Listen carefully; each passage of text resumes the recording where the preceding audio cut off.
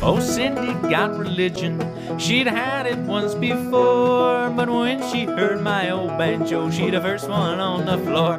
Get along home, Cindy, Cindy, get along home. Get along home, Cindy, Cindy, I'll marry you someday. That is mega talented singer, songwriter, author, historian James Linden Hogg from Prairieville. He and his father were recently inducted into the Louisiana Music Hall of Fame. And James has a new book titled A Day the War Stopped.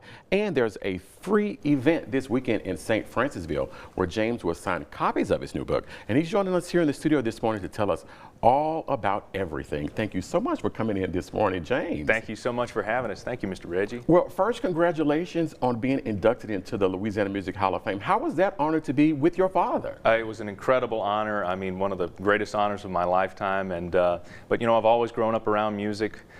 Just as a little boy playing fiddle and banjo, and so I've always grown up around it, and so this is a huge honor. So obviously music is in your blood, of course. Yes. Have you all always been into the Celtic music scene, or have you branched out into other genres? Well, I love all kinds of music. You know, I love Celtic music, and I love French music. I love you know, bluegrass and country music. I love all kinds of music. But the reason why I do love folk music is because I'm a historian. I love the stories of the past, and folk music, you know, preserves the stories of the past through songs and ballads. And sometimes they're great stories, or they're kind of funny stories and funny songs, kind of like Cindy Cindy, which is a old funny song.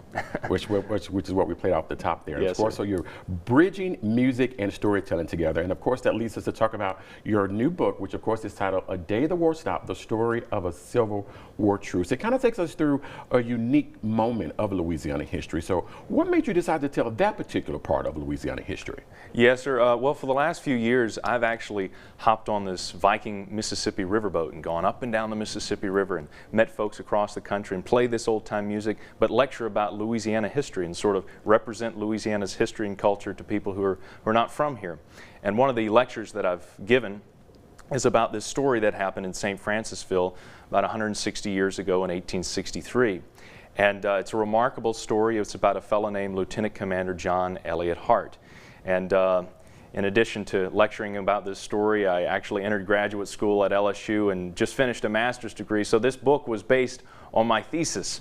And it's truly a unique story. Just a little bit of background about it.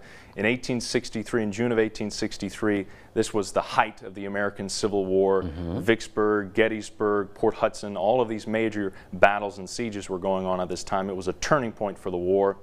Well, fast forward to focus in on St. Francisville, there was this Union commander who captained a naval gunboat called the USS Albatross.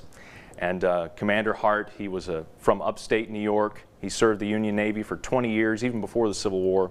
And he was a remarkable fellow when I started reading his letters.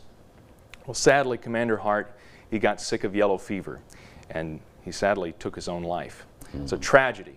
And so his second in command, his name was Theodore Dubois, he said, well, we have to properly bury our commander and give him a proper honor. So the ship was stationed off of St. Francisville.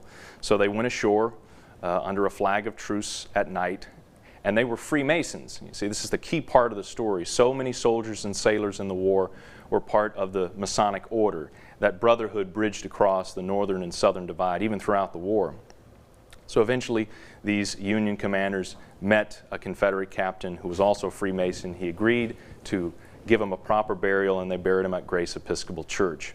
And so for years after the war, this burial site for Commander Hart, which was, you know, is not even from Louisiana, became the most well-known plot in Grace Episcopal Church's cemetery. And so people would start visiting it, and it had a sort of cemetery tourism that sprung up around it.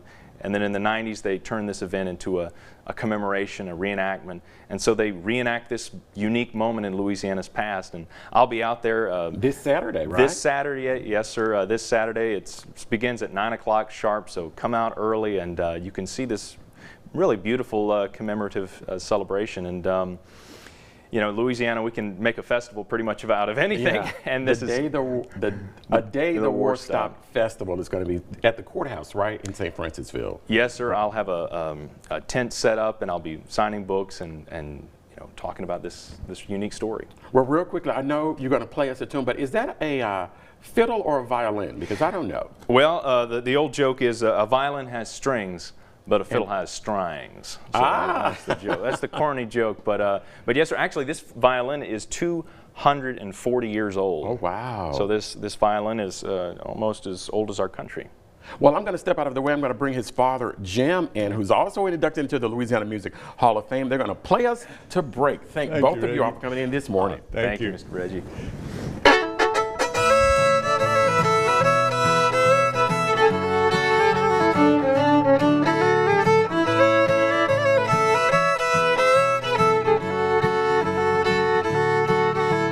Heading down south to the land of the pines, thumbing my way to North Carolina, staring up the road and praying to God I see headlines.